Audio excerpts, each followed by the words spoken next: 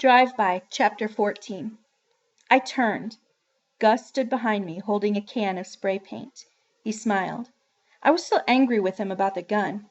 I glanced at Mrs. Washington's house, ready to fight if I saw any graffiti on the weathered stucco.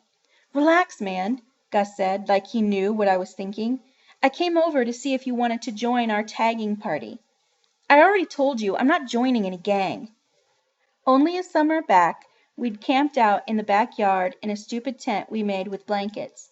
Now he was going one way and I was going another, and it was like we both knew it but didn't want to say it, so we just stood there in the backyard knowing this was it. "I want you to take your gun back, Gus," I said finally. "Wait here while I go get it." "How about just hanging out with me?" Gus said. "Then afterwards I'll take the gun back." I thought for a second. "If you don't do any tagging," I said. He nodded.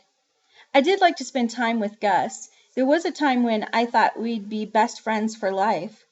"I'll buy you a hamburger," Gus said. "You know a place open now?" "Big Molly's Diner," Gus said. "Come on." "Are you sure it's open?" I asked. "Would you stop worrying so much?" Gus said. "If it's closed, we'll go someplace else." He started running down the alley.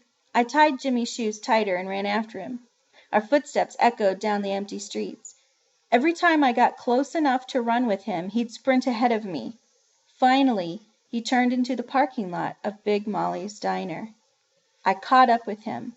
The diner was dark. Gus looked at me, punched at my hand, and whispered, "Sorry." I turned. There was Spider, tied to the bumper of the old Oldsmobile. Lamar and Icebreaker Joe leaned against the car hood. I still didn't recognize the guy sitting in the driver's seat, but it hit me now who the other guy had been, the one with the baseball cap and bandana over his face like a bandit. I've never hated anyone as much as I hated Gus right then. Icebreaker Joe untied Spider. "We found your doggy," Lamar said. Spider ran to me. He jumped up, his stick legs poking me, and licked my face. Then he stopped and cringed next to my feet, whining. I guess he sensed my fear.